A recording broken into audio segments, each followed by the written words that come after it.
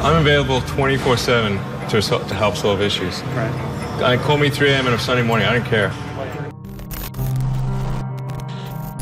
The way that I usually describe myself is an engineer, because that's mostly most of what I do is engineering. So I spend most of the week with my engineering and design team working on the current car and future cars and the rockets and spacecraft and that kind of thing. When I was a kid, I didn't really have any grand designs. I mean, the reason I started programming computers is because I like computer games. And I play lots of computer games, and I learned that if I wrote software and sold it, then I could get more money and buy better computers.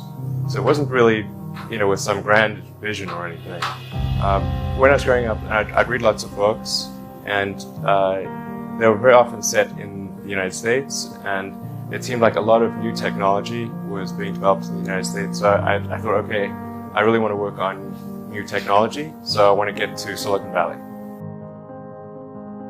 I tried at first to convince my parents to move to the US, but neither of them would move. They were divorced, and so eventually I was able to get my Canadian citizenship because my mom had been born in Canada. So I moved first to Canada by myself when I was 17, and then a few years later I moved to the US. The reason I came out to Stanford was actually to work on energy storage technologies for electric cars. That summer of '95, I was looking at the internet, and it seemed to me like the internet was going to have a big effect on humanity. So I thought, well, I can either work on electric vehicle technology and do my PhD at Stanford and watch the internet get built, or I could put my studies on hold and try to be part of the internet. And at first I tried to get a job at Netscape because that was the only internet company, and they didn't respond to me. So I was like, okay, if I can't get a job at the only internet company, then I better try starting something. But I talked to my professor and I said, look, I'm going to try starting a company. It's probably not going to succeed. And if it doesn't succeed, can I come back? He said, sure, no problem. And so I put my studies on hold and started the company. Did some internet stuff, one of which was PayPal. I think maybe it's helpful to say one of the things that was important there in the creation of PayPal was kind of how it started, because initially the initial thought was with PayPal was to create an agglomeration of financial services, so to have one place where all your financial services needs would be seamlessly integrated and work smoothly. And then we had like a little feature which was to do email payments, and whenever we'd show the system off to someone, we'd show the hard part, which was the agglomeration of financial services, which was quite difficult to put together. Nobody was interested. Then we'd show people email payments, which was actually quite easy, and everybody was interested. I think it's important to take feedback from your environment. You want to be as closed loop as possible. We focused on email payments and really try to make that work, and that's what really got things to take off. But if we hadn't responded to what people said, then we probably would not have been successful. Going from PayPal, I thought, well, what are some of the other problems that are likely to most affect the future of humanity? It really wasn't from the perspective of what's the rank-ordered best way to make money, which is okay, but it was really what I think is going to most affect the future of humanity. So I think the biggest terrestrial problem we've got is sustainable energy, but the production and consumption of energy in a sustainable manner. If we don't solve that this century, we're in deep trouble. And then the other one being the extension of life beyond Earth to make life multiplanetary. So the latter is the basis for SpaceX, and the former is the basis for Tesla and Solar City. When I started SpaceX, initially I thought that, well, there's no way one could possibly start a rocket company. I wasn't that crazy.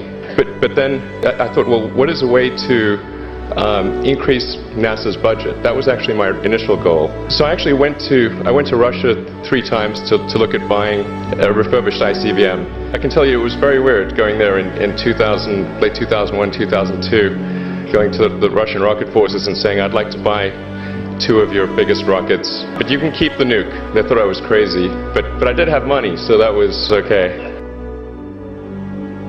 Particularly if you're starting a company, you need to work super hard. So what does super hard mean? Well, when my brother and I were starting our first company, instead of getting an apartment, we just rented a small office and we slept on the couch. And we showered at the YMCA, and we're so hot up we had just one computer. So the website was up during the day, and I was coding at night. 7 days a week, all the time. Briefly had a girlfriend in that period, and in order to be with me, she had to sleep in the office. So work hard like every waking hour. That's the thing I would say. You do simple math, you say like, okay, if somebody else is working 50 hours and you're working 100, you'll get twice as much done in the course of a year as the other company. Work like hell. I mean, you just have to put in, 80 to 100 hour weeks every week. And then all those things improve the odds of success. If other people are putting in 40-hour work weeks and you're putting in 100-hour work weeks, then even if you're doing the same thing, you know that in 1 year you will achieve what they achieve. You will achieve in 4 months what it takes them a year to achieve. Then it's just you have to apply a lot of hours to actually working. So the way I generally do it is I'll be working at SpaceX on Monday, and then Monday night fly to the Bay Area, spend Tuesday and Wednesday at the Bay Area, then at Tesla, and then fly back on Wednesday night, spend Thursday and Friday at SpaceX. In the last several months, then I would fly back here on a Saturday and either spend Saturday and Sunday at Tesla or spend Saturday at Tesla and Sunday at SpaceX. So 7 days a week, sleeping in the factory. I worked in the paint shop, general assembly, body shop. You ever worry about yourself imploding? Like it's just too much? Absolutely. No one should put this many hours into work. This is not good. And people should not work this hard. They should not do this. It's very painful. Painful in what sense? It hurts my brain and my heart. This is not recommended for anyone. I just did it because if I didn't do it, then Tesla, good chance Tesla would die. I gave basically both SpaceX and Tesla from the beginning a probability of less than 10% of likely to succeed. In the beginning, I wouldn't even let my friends invest because I didn't want to lose their money. I thought it was like, I'd rather lose my own money. We almost did die at SpaceX actually. So I budgeted for 3 flights. Technically, I did have a plan where I had the money from PayPal. I had like about 180 million from PayPal. And I thought, I'll allocate half of that to SpaceX and Tesla and Solar City, and that should be fine. I'll have 90 million. Like, that's lots, But then what happened is things cost more and took longer than I thought. So I had a choice of either put the rest of the money in or the companies are going to die. And it's like, so I ended up putting all the money in and borrowing money for rent from friends. If you want to try to come up with an innovative breakthrough, that's going to be how it is. Anything which is significantly innovative is going to come with a significant risk of failure. You've got to take big chances in order for the potential for a big positive outcome. If the outcome is exciting enough, then taking a big risk is worthwhile.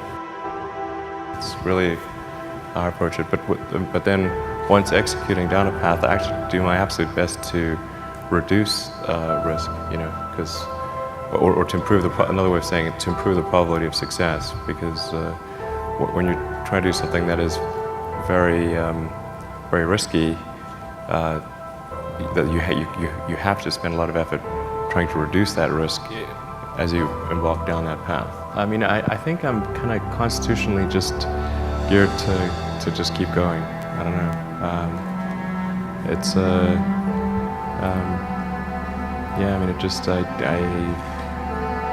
don't know. I mean, it certainly, there are times when things don't go well, and then that's quite dispiriting for sure.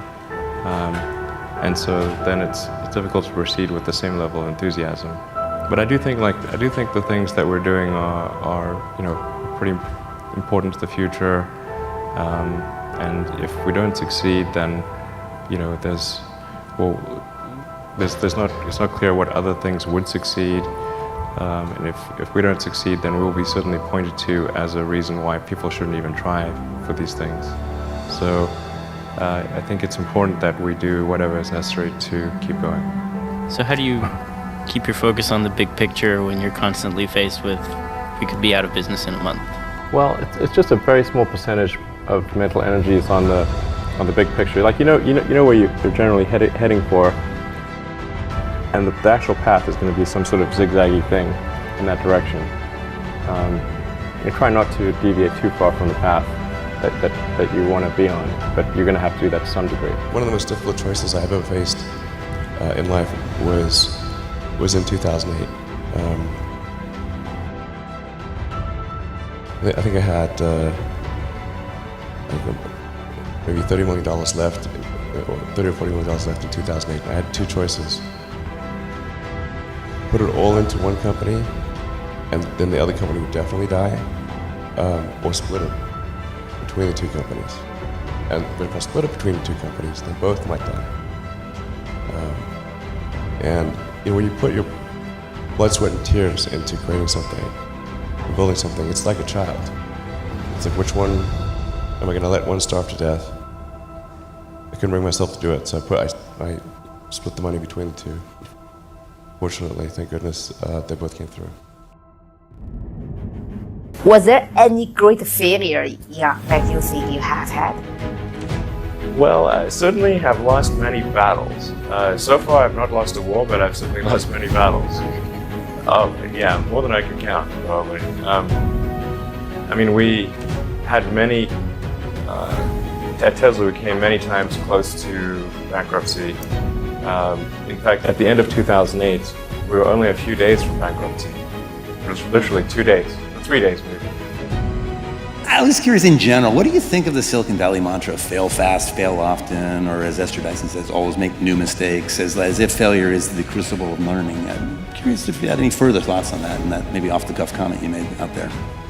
Well, I mean, there are many that sort of, I think there's sort of, there's like some entropic basis for this. Like there are many more ways to fail than to succeed. So you have to explore, particularly like for a rocket, there's like 1,000 ways to think and fail, and like one way it can work. So you could have a lot of rocket failures to explore all the ways in which you can fail. But I do think that one great thing about Silicon Valley is that failure is not a big stigma. So it's like if you try hard and it doesn't work out, that's okay. Like you can learn from that and do another company, and it's not a big deal. I mean, I think it's like quite painful and difficult, honestly, and it feels terrible. The company is sort of looking to me to rally them, and so I do. But I honestly feel super bad. Space is hard, and rockets tend to fail, unfortunately. Even when you've got like a lot of really smart people working super hard to minimize the probability of failure, it's still there, and it's quite significant. And people have asked me like, well, why are rockets especially hard?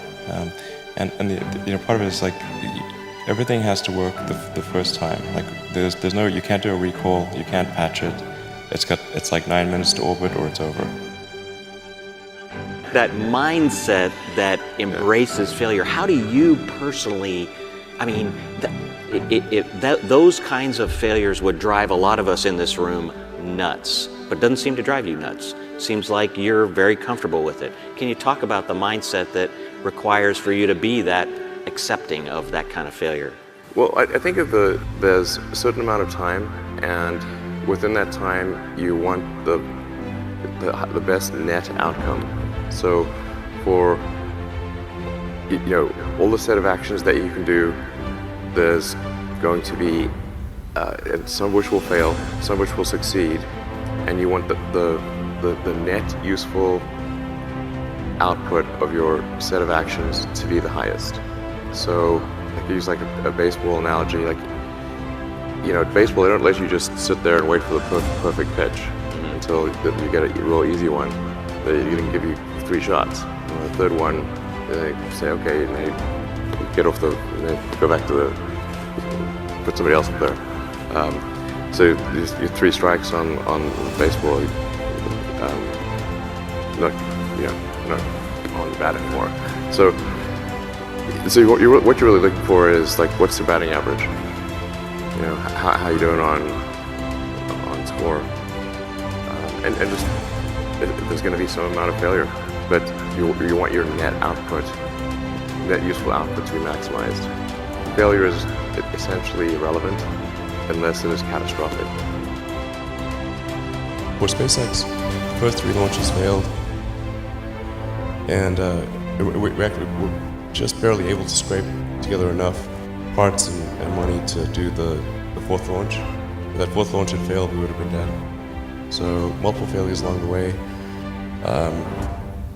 I tried very hard to get the right expertise in for SpaceX. I tried hard to find a great chief engineer for the rocket, but the good chief engineers wouldn't join, and the bad ones, well, there was no point in hiring them. So I ended up being chief engineer of the rocket. So if I could have found somebody better, then we would have maybe had less than 3 failures. How do you think about making a decision when everyone tells you this is a crazy idea? Or where do you get the internal strength to do that? Well, first of all, I'd say I actually think I feel fear quite strongly. So it's not as though I just have the absence of fear. I feel it quite strongly. But there are just times when something is important enough, you believe in it enough, that you do it in spite of the fear. There are people who've been in the rocketry business for decades who say about you that you don't know what you don't know. Well, I suppose that's true of anyone. How can anyone know what they don't know? But when critics say you can't do this, your answer to them is, we've done it. You know, there are American heroes who don't like this idea. Neil Armstrong, Gene Cernan have both testified against commercial spaceflight and the way that you're developing it, and I wonder what you think of that. I was very sad to see that, because those guys are, those guys are heroes of mine, so it's really tough. I wish they would come and visit and see the hardware that we're doing here. And I think that would change their mind. They inspired you to do this, didn't they? Yes. And to see them casting stones in your direction. It's difficult. Did you expect them to cheer you on? So they're hoping they would. What are you trying to prove to them? What I'm trying to do is to make a significant difference in spaceflight and help make spaceflight accessible to almost anyone. So many people try to talk me out of starting a rocket company. It was crazy. What did they tell you? One good friend of mine collected a whole series of videos of rockets blowing up and made me watch those. He just didn't want me to lose all my money. We're doing these things that seem unlikely to succeed, and we've been fortunate, and at least thus far they have succeeded. Generally, starting a business, I'd say number one is have a high pain threshold. That's it. There's a friend of mine who's got a good saying, which is that starting a company is like eating glass and staring into the abyss. Okay, that's generally what happens, because when you first start a company, there's lots of optimism and things are great, and then so happiness at first is high. Then you encounter all sorts of issues, and happiness will steadily decline, and then you'll go through a whole world of hurt. And then eventually, if you succeed, and in most cases you will not succeed, and Tesla almost didn't succeed, came very close to failure. Then if you succeed, then after a long time, you will finally get back to happiness. Frankly, starting a company, I would advise people to have a high pain tolerance. It is definitely true that I mean, maybe there are occasionally companies that get created where there's not an extended period of extreme pain, but I'm not aware of very many of such instances. But I do think that new great entrepreneurs are born every day, and we'll continue to see amazing companies get built. But I would definitely advise people who are starting a company to expect a long period of quite high difficulty. It's really not that fun. I mean, there are periods of fun, and there are periods of where it's just awful. And particularly if you're the CEO of the company, you actually have a distillation of all the worst problems in the company. There's no point in spending your time on things that are going right. So you only spend your time on things that are going wrong. And there are things that are going wrong that other people can't take care of. So you're like the worst. You have a filter for the crappiest problems in the company.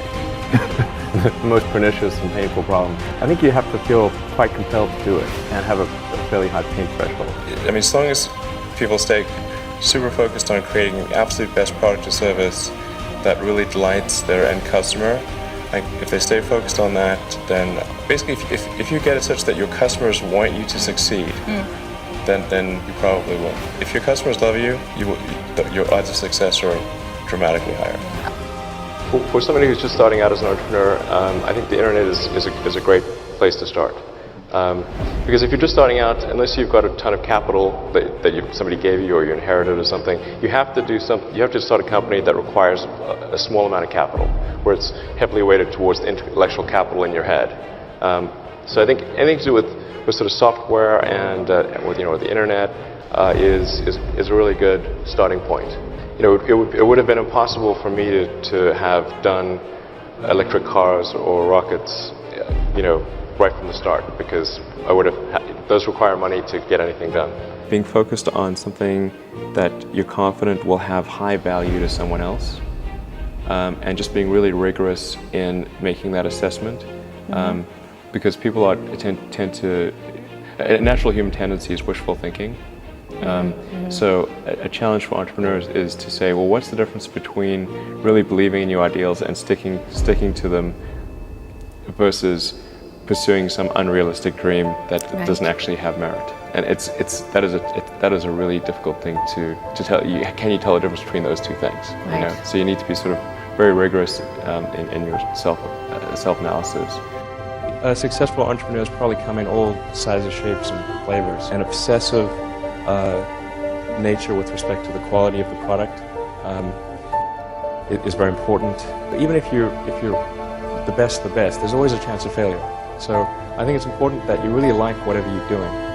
If you don't like it, life is too short. If you like what you're doing, you think about it even when you're not working. I mean, it's something that your mind is drawn to.